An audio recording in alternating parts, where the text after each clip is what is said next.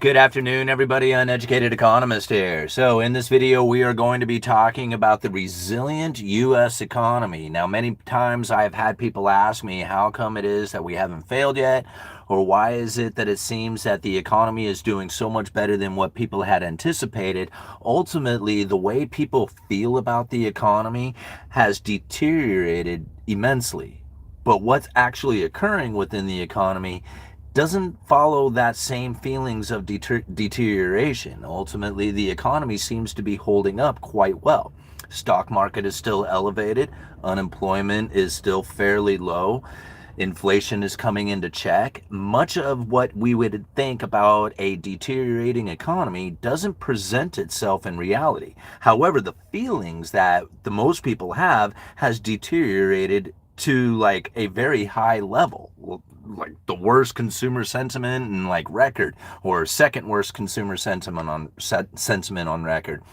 And this is generally how most people end up feeling about the economy, is that it's in a deteriorated position.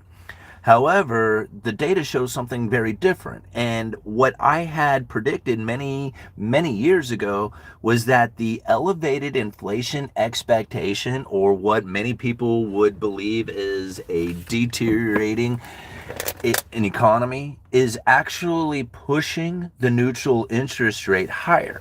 Now, this is really where I think it gets very confusing for most people to try and internalize, is that if the elevated neutral interest rate moves ever closer to the Fed funds rate, it makes the economy less restricted. So ultimately, bad news is good news. Like bad news within the economy, pushing that elevated inflation expectation, the belief of a recession, the ultimate like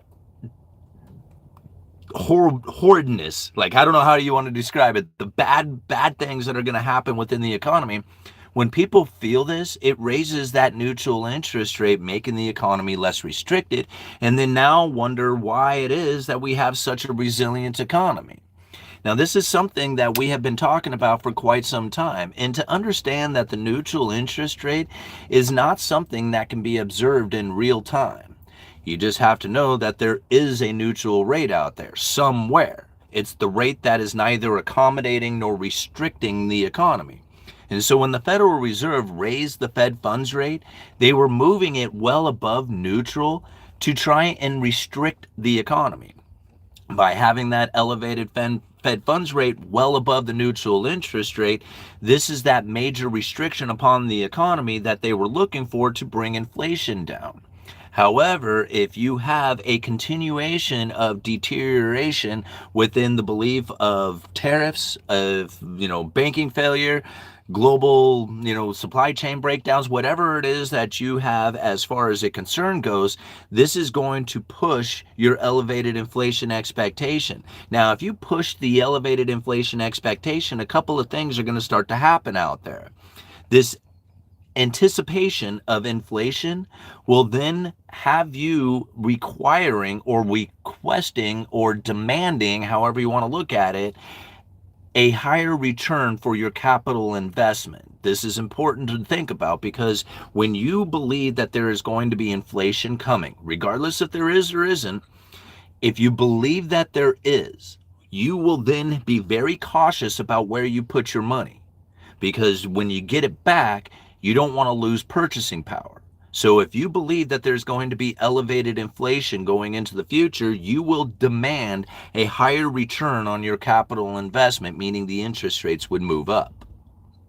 Now, if you also believe that there is going to be inflation going into the future, then you will also be willing to pay a higher price, or even buy it before you wanted to.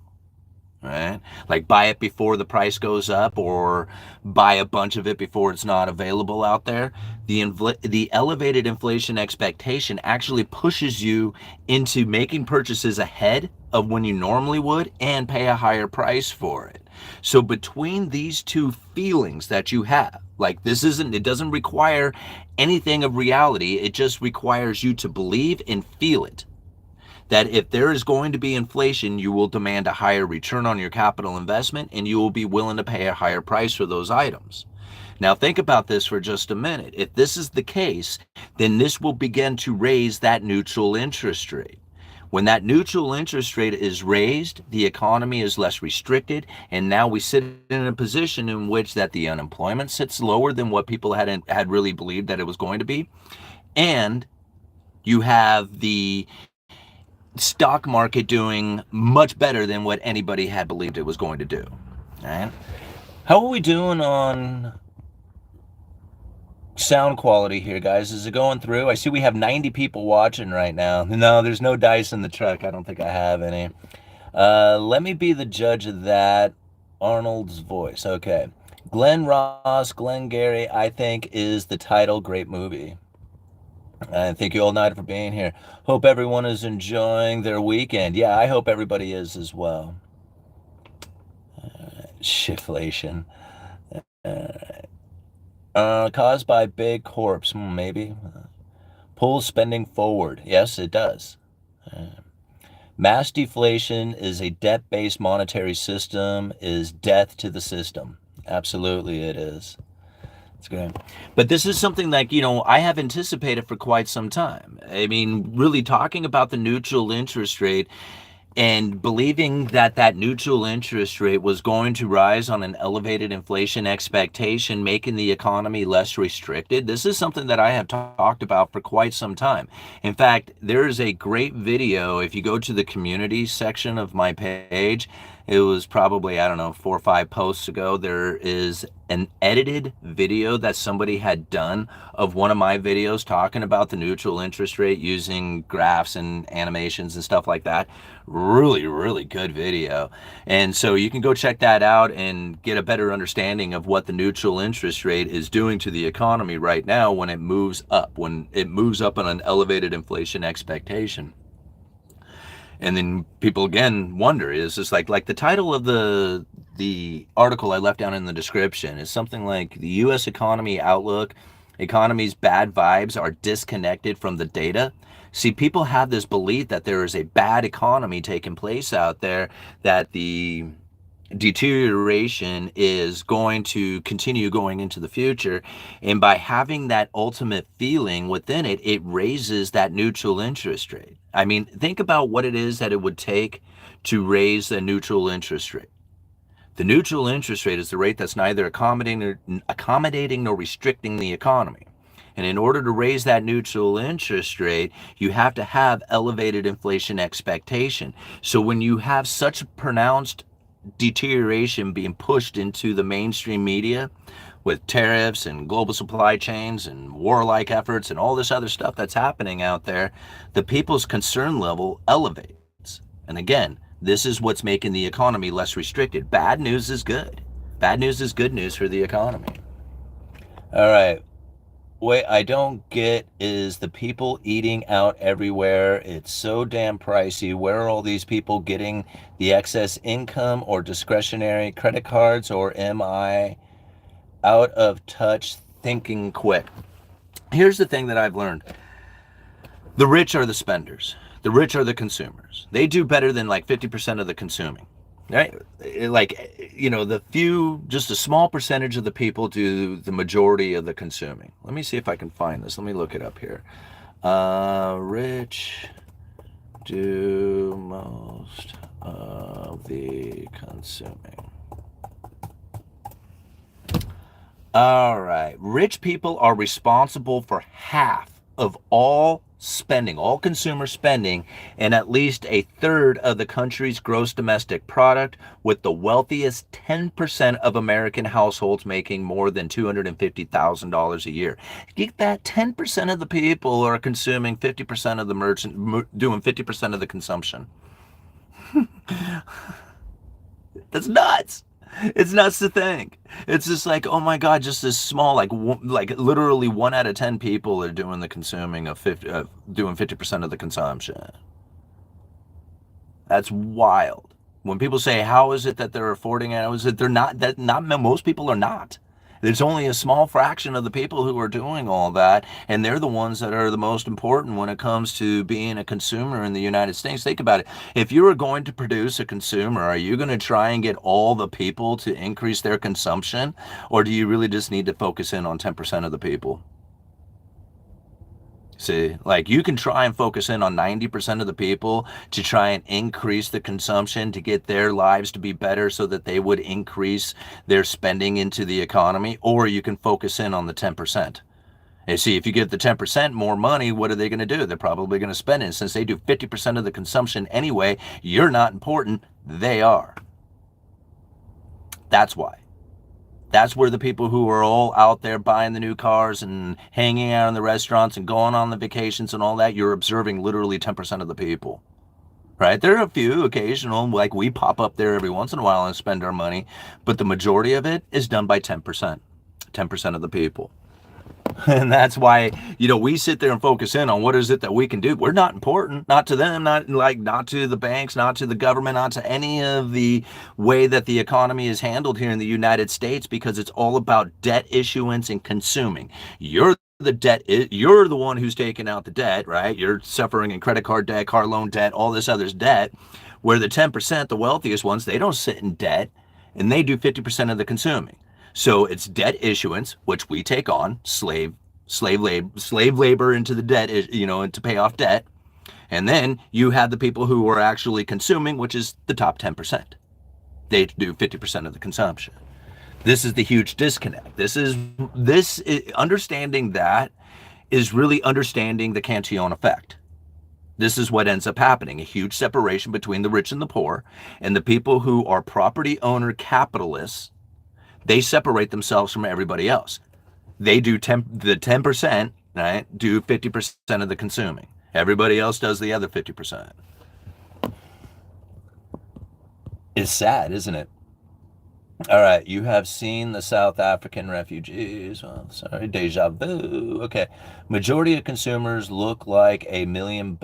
Meanwhile, they are neck deep in bad debt. All right. We're useless eaters, essentially, but not really even useless eaters. We're the ones who are serving the 10%. Like if we weren't here, how are they going to have a restaurant to go to? We got to work the restaurant. We got to build, we got to, cut the lumber. We got to supply the labor for the house and all that other stuff. I mean, we're not this useless eaters, but we're certainly not the important consumers. That's not us. We don't do enough consuming to be important. We're important because we take out debt and then we work damn hard our entire lives to pay that off plus interest. Right? And then the people who issue the debt, they get to consume 50% of the stuff out there while hardly working at all for it. Right? I mean, they do, like, you got to think, you got to work to get in that position unless you just happen to be inheriting it or something like that. So there is some work that goes into it. We slaves aren't useless. Not entirely, no. Okay, don't let the money dictate what you can't own. No, I actually agree with that. Money is not that important of a thing. Money is just another energy, just like anything else. And, when you think about it in that fashion, it becomes less important and then becomes a lot easier for you to get. You got to think like abundance is easy, scarcity is hard. Right? There's no other way to look at it. Abundance is easy and scarcity is hard. If you are fishing and it's very difficult and you are trying to move up and down the river or the creek or the lake and you're trying to find where the fish are at and you're going through a bunch of different lures and baits and attempting to try and catch these fish and you finally get one, right? You had to work really, really hard to get that one fish and you only got one, right? Scarcity was hard. But if you could just throw out an empty hook and nail a fish every time you cast it out there, and you can get as many as you want, because abundance is easy. Abundance is easy and scarcity is hard. And so when you start looking at money as just another energy of anything else out there, it's like, you need money to pay your bills, you need money to get certain things, right? But then when you look at it, it was just like, do I really need money to eat? Can I eat without money? Sure, you can. There's all kinds of ways that you can acquire food without having to necessarily the need to get money. But some people will look at starving because they don't have money. If they had money, they wouldn't be starving. And so it's money that's keeping them from eating, but it's not. Right? Money just happens to be one of those things that you can use in order to eat, but you don't need money to eat. Does that make sense? Like once you start looking at money as just another tool, it's like it's almost as if it's like a pair of socks. Right? You know, that's all that money really is. Now, if you give it an elevated importance that says, "Oh no, it's far more important than socks," right? It has this huge importance of it. All of a sudden, it becomes scarcity because it is hard and it is difficult because you put a lot of importance on it. If it's not that important and it's easy and it's like abundant and it's everywhere and you just have to know what kind of energy you need to be in order to attract it, all of a sudden it's not that important anymore and you don't look at it as being important. And this is really where I think a lot of people end up suffering the most, is by putting that elevated, importance on it, saying that I need this in my life. Without it, it's going to be very, very difficult on my being and existence and all this other stuff. And so by doing that, they are actually creating a situation in which that they are limited, and therefore it's going to be hard. You don't look at it that way, and you don't think about it that way. Pretty soon, everything becomes a lot easier for you. It's the idea that I need it in my life in order for me to be complete and whole. That's again, it's just like it's such a far off, misunderstanding of how it is that you really need to be feeling about it in order to have it in your life. The moment that you put that level of importance on it, that I absolutely need it, I gotta get it, and I gotta pursue it, it starts moving away from you. It starts to run away, right? Because the energy is like resisting it. It's like, whoa, this is too much. Think about anything like that out there, you ever seen somebody try to be in a relationship with a specific person or something like that? It's like they chase them and they annoy the hell out of them, and then they end up pushing them away even though they really like them. It was just like, what's going on here? If they were just to be in the energy of like, hey, we can all and just enjoy what it is that our company can provide without any expectations of where this is going to go, generally you find a nice, easy flowing conversation and good times and experiences and all that other stuff from it.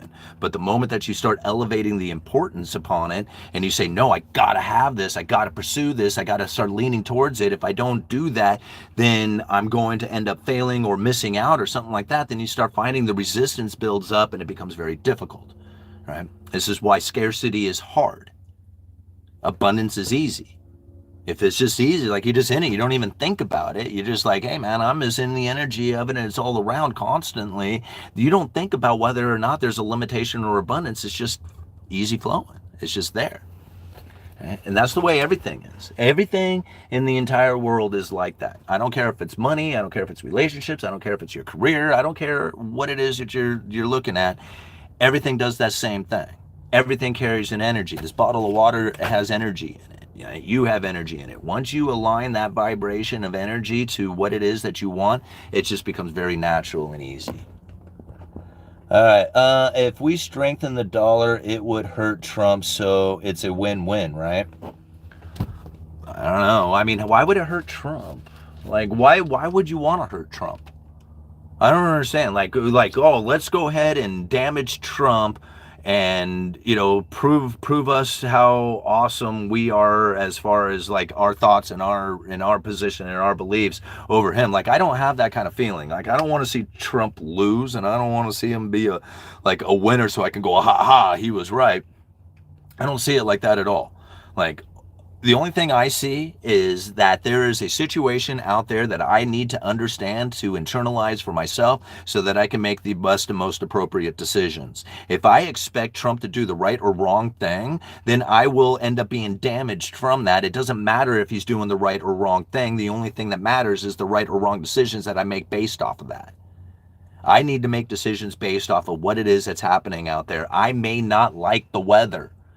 It may be raining and I'd rather it be sunny, or it may be sunning and I'd rather it be not so hot outside. There may be a condition outside that I am not approving of. It doesn't matter. I can't change that. I can't change the weather.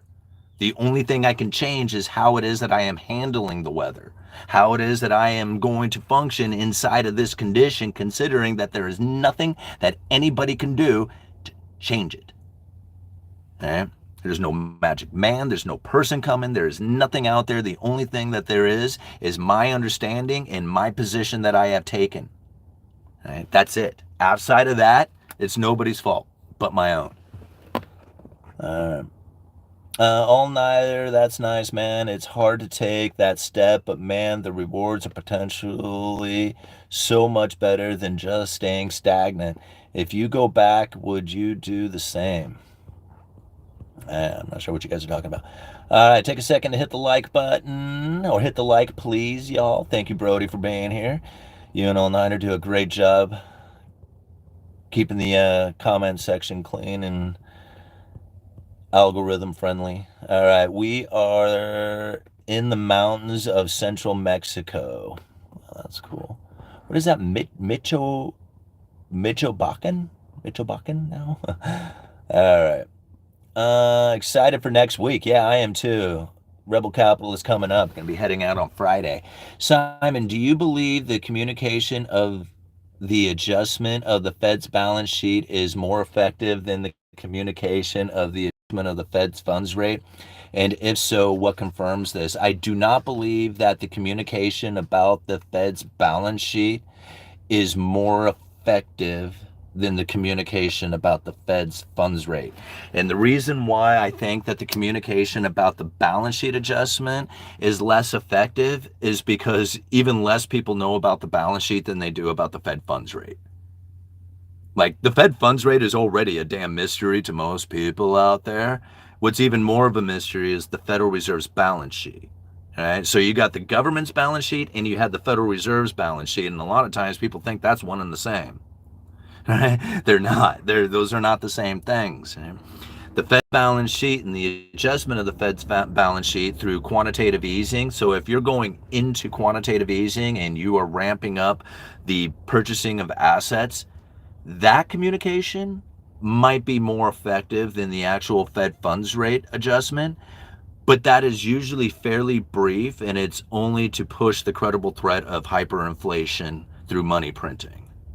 So the balance sheet adjustment in that sense, like the quantitative easing, I think that's a powerful tool for creating an inflation expectation.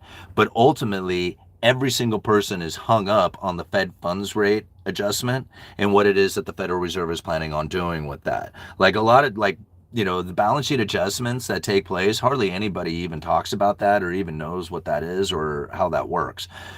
So, and since most people don't know the Fed funds rate either, the Fed funds, or at least the adjustment of interest rates at that level, is probably more of an understood thing amongst the people who are paying attention than the balance sheet adjustment is. So, that's my opinion on it.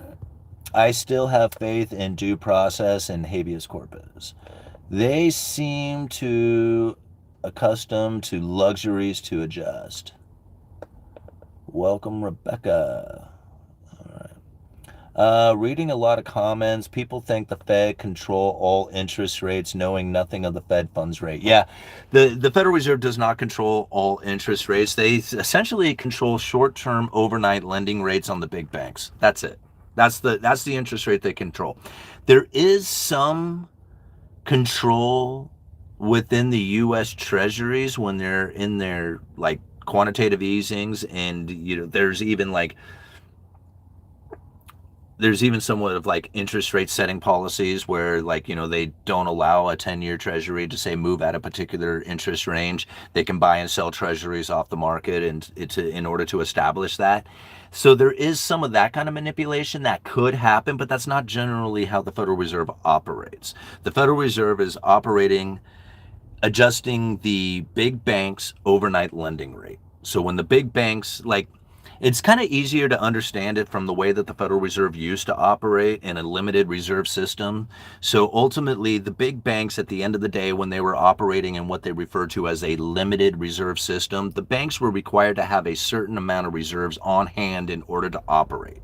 So at the end of the day, some banks would be in excess reserves and some of them would be in need of reserves. The ones who had excess reserves would lend them to the ones who were in need of reserves. That overnight lending rate was the effective fund rate. So then, basically that overnight lending rate to make everybody in their appropriate reserve levels in order to operate the next day. If the Federal Reserve wanted to adjust the overnight lending rate, they would buy and sell treasuries off those big banks, adjusting the reserve levels. So if they had an abundant amount of reserves that were in the system and the ones who had excess reserves had an excess of excess reserves, then the interest rates would fall. Right? Because there was so much reserves out there for the banks to borrow from that they didn't need to pay a high interest rate for it. But if you limited the amount of reserves that were in excess in the banking system, or at least the ones who had excess reserves to lend to the ones who were in need of reserves, if you limited that amount, the interest rates would rise. And this is how the Federal Reserve would adjust Fed funds rate, is by adjusting the amount of reserves on these big banks. The big banks had a limited reserve system. Those who were in excess reserves would lend them to the ones who were in need of reserves, and that's how they established the Fed funds rate. Things have changed since then because they moved into what they refer to as an abundant reserve system, where all the banks were loaded up with reserves. They removed the reserve requirement. Essentially, they had to have zero, but it didn't matter because they were all loaded up on reserves because it was quantitative easing, and the Federal Reserve was printing up a bunch of money, and they were loading up the big banks' balance sheets, and so they were all full of these, reserves that they didn't have like an overnight lending rate. This is where the Federal Reserve's repo facility had stepped in. So now they have this repo facility that's buying treasuries off of the big banks. So they take treasuries, hand them cash, or take cash and hand them treasuries. It worked both ways, right? This repo facility stepped in and started creating the interest rate or establishing the Fed funds rate. So it was over at the repo facility because the big banks, they didn't have that overnight lending rate that they could adjust like they did, prior to all the quantitative easing. So once the banks were all loaded up with these reserves, they had to move that overnight lending rate over to the repo facility for the effective fund rate. I mean, the overnight lending rate still exists with the big banks, but the effective fund rate, which is that overnight lending rate, which was the Fed funds rate, that was no longer the effective fund rate. It moved over to the repo facility. And then they had something called an account on excess reserves. So if the big banks had these excess reserves and they didn't have any place to go with it, there was an account at the Federal Reserve where they could deposit those reserves and they would get a little tiny interest rate, or they could put it at the repo facility where they could get a little bit better interest rate. Between these two, they were able to channel that Fed funds rate, the effective fund rate. Everybody get that? That was kind of confusing, I know. But that's what ended up happening. And so the limited reserve system had switched over into an abundant reserve system.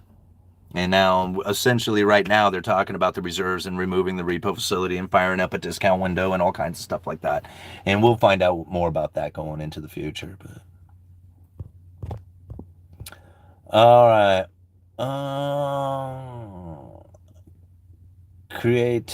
Creative with misspelling sensitive words, Oh. Alright. At the end of the day, the U.S. makes all the energy and food it needs, and money will take flight to here when there is global instability. Isn't it safe to say that the purchasing of mortgage-backed securities by the Federal Reserve has the biggest impact on whether mortgage rates rise or fall? What does this do to rates when the Fed buys up or lets mortgage-backed securities mature? Okay, so that's actually a pretty good question. And yes, they can lower the mortgage rates by buying up mortgage-backed securities. So to understand mortgage-backed securities to begin with, for those of you who are not familiar with those, if you can imagine like your mortgage, my mortgage, a bunch of other people's mortgages get put into a box, and then that box is sold off as a whole to an investor, right? That's a mortgage-backed security. It's more complicated than that, but that's an easier way to understand it. So these mortgage-backed securities, it's basically an instrument of investment that has a bunch of mortgages in it. And this is really how the mortgage interest rates are found, is by the demand for those bonds, those mortgage-backed securities, which is essentially a bond. Right? Now, if you think about it, if there is a lot of investment demand for these mortgage-backed securities, just like anything, you got supply-demand issues. So if there is a lot of supply, meaning that there's a lot of these mortgage-backed securities out there to purchase, then the prices of them falls and the yields rise. Okay, this is important to understand. That means that there's high interest rates within the mortgages because the demand for mortgage-backed securities has dropped very low. Not a lot of demand for them. Interest rates go up. Now, if the Federal Reserve steps up and they say, hey, we got the money printer and we're going to be buying mortgage-backed securities. Now what ends up happening is they take a bunch of these mortgage-backed securities off the market. They're no longer for sale because they sit on the Fed's balance sheet. So what ends up happening to the investors out there who do invest in mortgage-backed securities that are not the Federal Reserve, this individuals, insurance companies, investment groups, whatever, they want to buy into mortgage-backed securities, but the Federal Reserve has gone into quantitative easing and they're pulling a bunch of these mortgage-backed securities off the market and putting it on their own balance sheet. Now there's a limited amount of them out there. What happens when you have a supply-demand issue where the supply is less? Prices move up. Well, just like anything, at the price, like any bond, if the price moves up, the yields fall. That means the interest rates come down. So considering that the Federal Reserve is out there buying mortgage-backed securities, is this a manipulation within the market? Absolutely it is. Absolutely. They are printing money and they are buying this asset.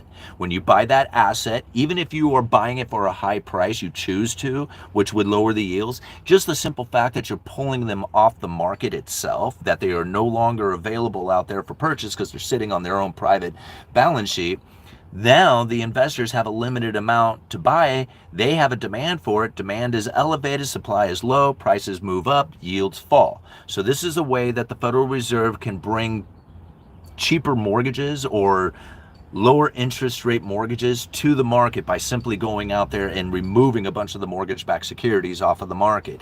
Now, here's something that I find very interesting is that the Federal Reserve could do the exact opposite and cause yields to rise by dumping these mortgage-backed securities back out there onto the market, like literally put them out there for sale. That's not necessarily what the Federal Reserve is doing. What they are doing instead is allowing mortgage-backed securities to roll off the balance sheet. So as people are paying their mortgages back or refinancing their mortgages, they are essentially eliminating that loan, right? Whether they pay it off or refinance it into another loan. When that mortgage-backed security disappears, that's money coming back to the Federal Reserve. Unless they roll that back into another mortgage-backed security, that is literally taking money out of the system. This is what the Federal Reserve is up to at this point. It's called quantitative tightening. Now, they are going to limit this and it's going to reverse at some point. And at times they do it more than others, like allowing the quantitative tightening to roll more assets off the balance sheets than others. Sometimes they increase that balance sheet, operational purposes and stuff like that.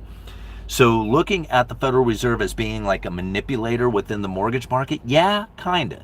But when you look at it on the flip side of that, when they went into quantitative tightening and they started allowing the mortgage-backed securities to roll off the balance sheet, many people took it under the impression that their mortgages were going to shoot up to like 15%, that all of a sudden there was going to be a flood of mortgage-backed securities hitting the market because the Federal Reserve is essentially getting out of them, or they're not going to be purchasing them, taking them off the market. So all of a sudden there's going to be all these mortgage-backed securities out there for investors to buy. The price of them is going to dump because of the sheer amount of supply out there. The demand for it would be non-existent and the interest rates would go through the roof. This is what a lot of people had thought when the Federal Reserve first started raising rates. Now, something interesting took place. The Federal Reserve started to raise rates, announced the quantitative tightening, and then what happened was almost instantaneously the mortgage found their plane. They shot up from like historically low 3% mortgages up to like 7.5% mortgages. And then it plateaued out. The Federal Reserve was still incrementally raising rates, but the mortgage rates had stopped. They were planed out. They were just laying flat. I mean, there was a little bit, it went from 6.5 to 7 or whatever. There was a little bit of adjustments that went in, but they weren't like following the Federal Reserve in lockstep, right? They weren't doing that. Now, many people had misunderstood what it was that was taking place because ultimately those mortgages started to move before the Federal Reserve did because it was based on the expectations of the people. They heard that the Federal Reserve was moving into this elevated interest rates and moving out of the mortgage-backed securities, and the market jumped in. They jumped in because those mortgages started moving up in yield and the prices were falling. Those prices falling and the yields rising was what the investors were looking for. When that price came down and the yields moved up to that particular position, they said, damn, I'm in. That's it. I'm jumping. And the prices couldn't go any further. They couldn't go down. And the yields couldn't go any higher.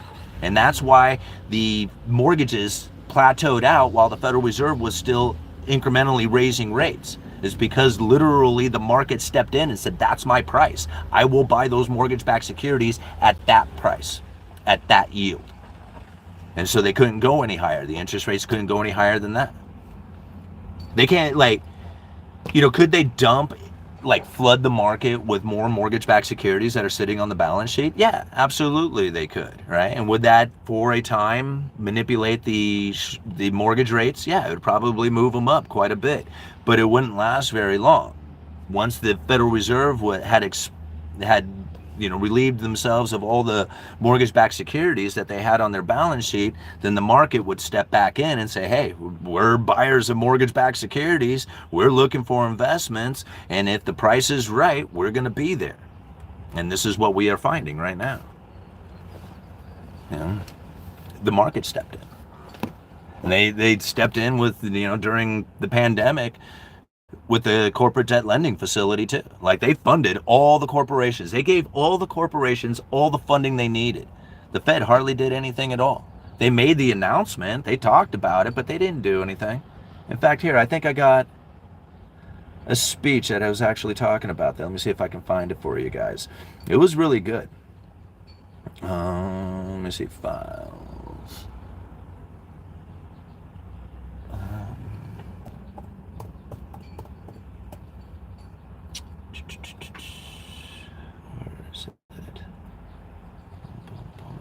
Here we go. This is what it has to say. And think about this. This is also part of the credible threat theory, right? That the Federal Reserve puts out statements, puts out ideas, puts out their words to try and guide the markets into the direction in which that they want them to go. And it totally worked during the pandemic to absolutely bail out the corporations. The Fed didn't do it. The government didn't do it. They said that they were going to. They literally said straight up, we are going to bail out corporations by buying into corporate debt. Made that announcement. People lost their minds. I mean, I was one of them out here on YouTube saying that the Fed was going to be picking the winners and losers. Listen to this. This is coming from Clarita. This is a speech that was given May 21st of 2020. Think about how early into the pandemic this really was. May 21st, 2020. This is what it has to say. Since March 17th, the Federal Reserve Board has announced the establishment of no fewer than 9 new facilities to support the flow of credit to households and businesses. This was the emergency efforts given by the Treasury and the Federal Reserve during the pandemic to try and bail out the economy. It goes on to say, these programs are authorized under emergency lending powers granted to the Fed under Section 13.3 of the Federal Reserve Act and are available only. These are only available in, quote, unusual and exigent circumstances.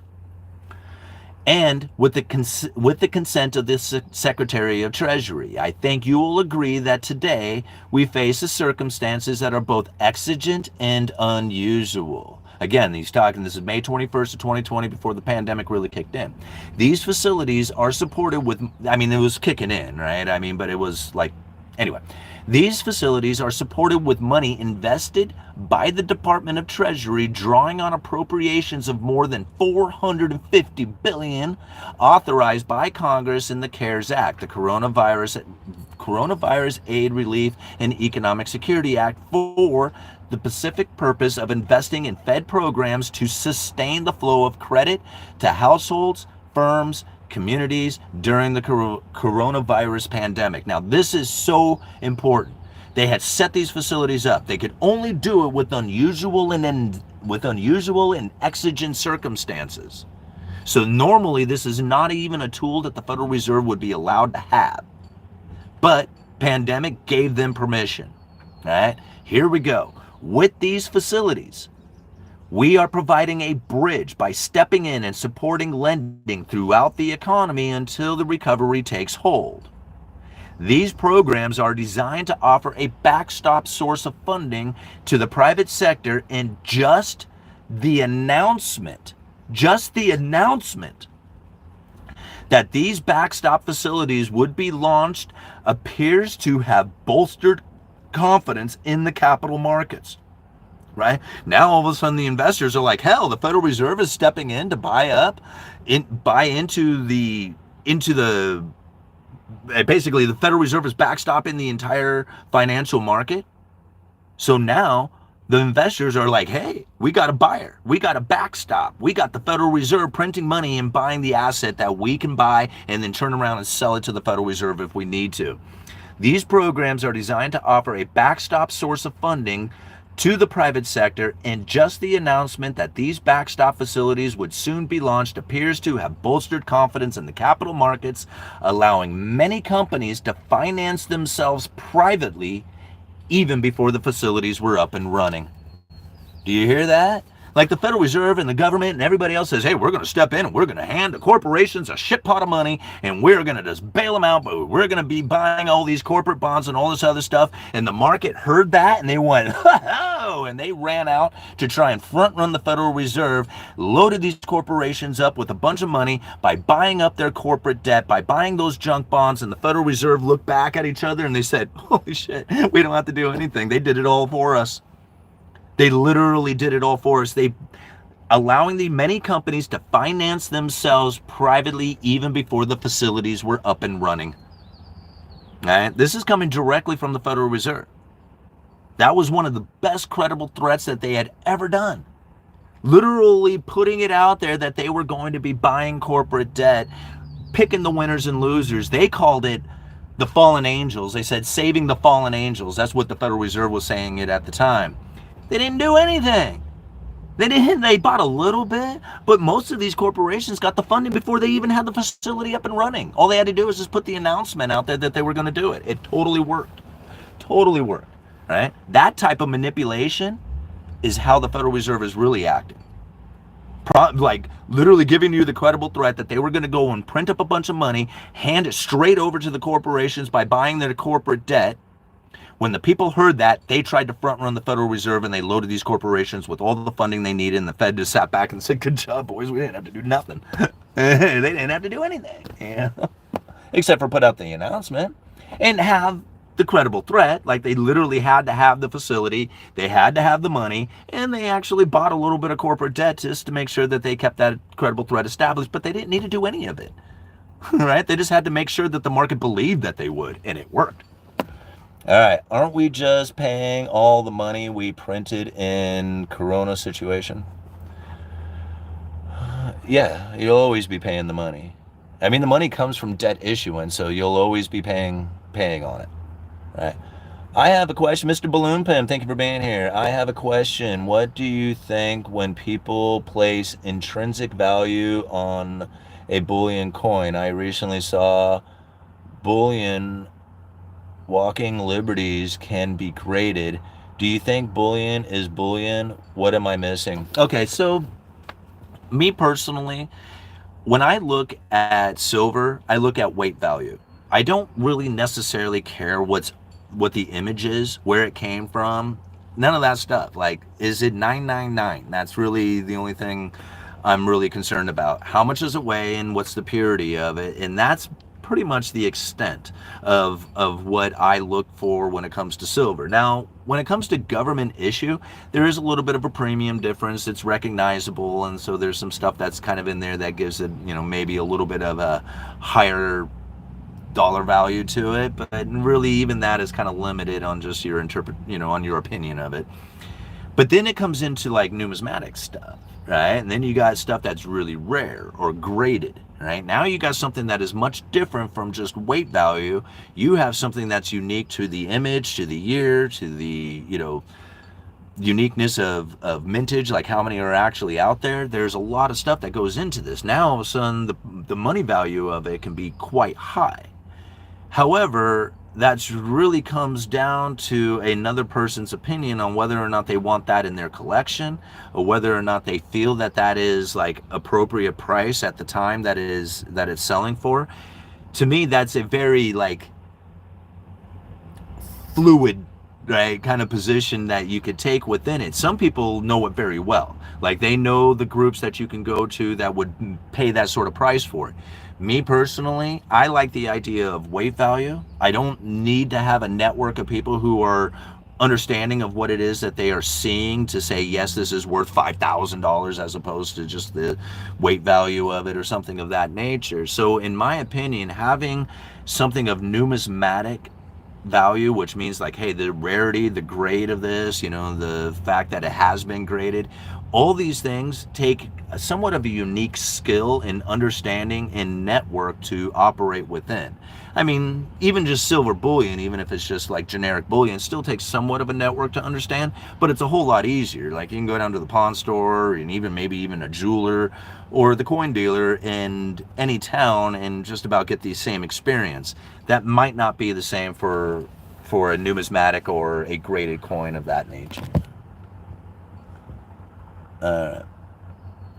But then again, those who understand it know it well. They're in it. They know it well. All right. What time is it? Alrighty, guys. I probably got to get going here. All right. USA future 10 years consumer or producer. Oh, we'll never be a producing nation again. That's not even possible. I mean, I shouldn't say that. It's possible. It's possible to be a producing nation again. You're going to have to suffer working twice as hard for half as much, paying nothing but debt off. Any money that you did get that was extra, that wasn't going to pay off debt, needs to be moved right back into production and savings. You need to do that for your entire life. Commit your kids and their entire life to it, probably their kids, right? So it's probably going to take 2, 3, 4 generations of people working twice as hard as they do today for half as much, saving and producing with no move into luxurious experiences, right? And they would have to do that for generations. And then, yeah, maybe you might have a profitable production nation again, but no, that's not going to happen. What we are going to do is we are going to move further into consuming nation. We're going to have more debt issuance. We're going to have even more separation between the rich and the poor, and we're going to have more war. More war, more debt, and more separation between the rich and the poor. That is the guarantee. Right? Because anything else is so much of a painful experience that the people themselves will literally scream at the government to do something different. But to force them into working twice as hard for half as much and doing that for generations, nobody's going to vote for it. I mean, people thought that they were voting for it now, and look, they can't even handle just a couple of months of it. Can you imagine what it would be like for 50 years? You know, like, no way. You know? All right, more rich, more poor than rich, poor revolt. All right, what about dark factory style, like in China, no humans, no problem? Aren't we earning half as much now? It seems like it. Oh, M Rider 777? No. Right? No. You have one of the most luxurious, I don't know, maybe you don't live in the United States, but if you live in the United States, you're enjoying one of the most luxurious experiences that the world has ever possibly have ever seen when it comes to the individual person. I see people out there walking around with no home, no job, no assets, no anything in their life, and they have beer, they have food, they have a cell phone, they have like some luxurious experiences. And now don't get me wrong, I'm not like envious of their life by any means, but when I think about poverty-stricken people, or I think about poor people in this world, there's some people out there who are really living in some poor conditions. They don't get beer, they don't get cell phones, they don't get food cards, right? They don't get any of that stuff. So yeah, we have one hell of a luxurious experience here in the United States. Wish people would take more advantage of the situation that they are now facing instead of complaining that they don't have enough in their life. I mean, I've seen the videos of some places in this world. There is some real depressive, poor conditions out there that people are living in. We are not that. Not here in the United States, not by any means. Right? You think about it, the world is producing stuff using their labor, their energy, their natural resources. They're sending that stuff to us in mass, and we exchange it for empty paper promises to pay into the future. How could we not be living the most luxurious experience ever when the entire world is using their efforts, their time, their resources to send us their production, and we send them an empty paper promise? And we have it bad? I don't think so. Not even. All right? Not even.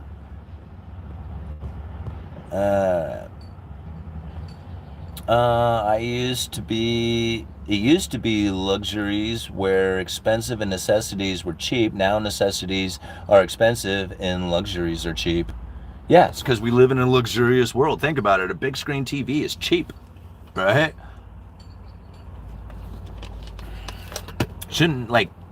People should not be able to afford a big screen TV. Everybody has them. Everybody. You go to Walmart and there's bunches of them down there. You see them going out all day long. Yeah.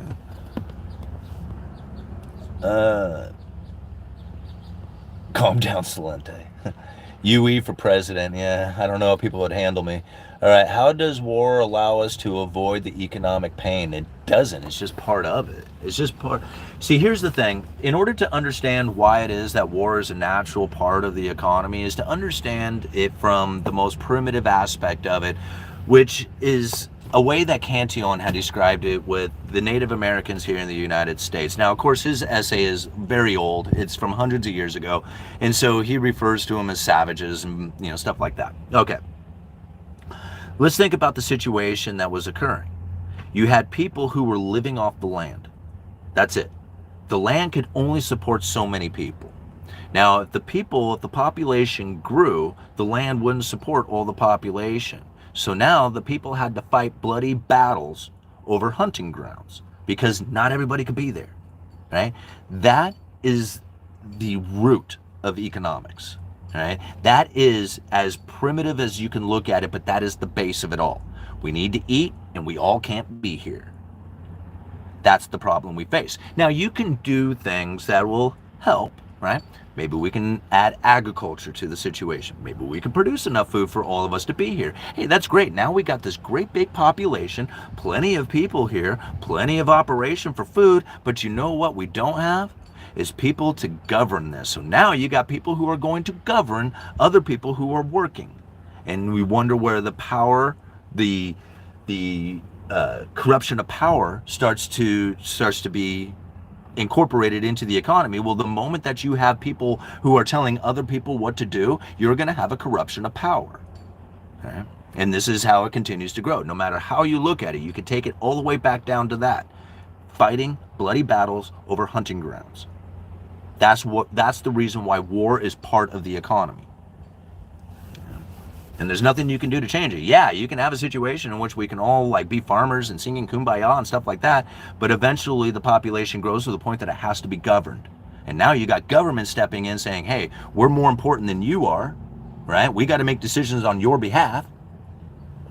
And now all of a sudden you got people going, well, you're making the wrong decision, And that's the unfortunate consequences of trying to put people in a position in which that they are going to make the right decision, because they won't. Even if they made the right decision for you, they're not going to be making the right decision for me. Or maybe it is appropriate for us, but it's not going to be for them over there, right? Because there's nothing they can do to ever possibly make it appropriate for everybody. Best to be sovereign and responsible to govern oneself. Absolutely, all-nighter. Alrighty, guys, I got to go. Uneducated Economist, you guys are awesome. Thank you for being here. Let's see here. Be sure and hit the podcast. Go and check out the Uneducated Economist podcast. Been trying to get those views up and get the membership to grow on that. Hope to see a bunch of you at the Rebel Capitalist. Going to be flying out to Orlando on Friday, so that's going to be real exciting. Looking forward to that. Links are down in the description. Uneducated Economist, you guys let me know. Hey, Deja, I love the smiley face.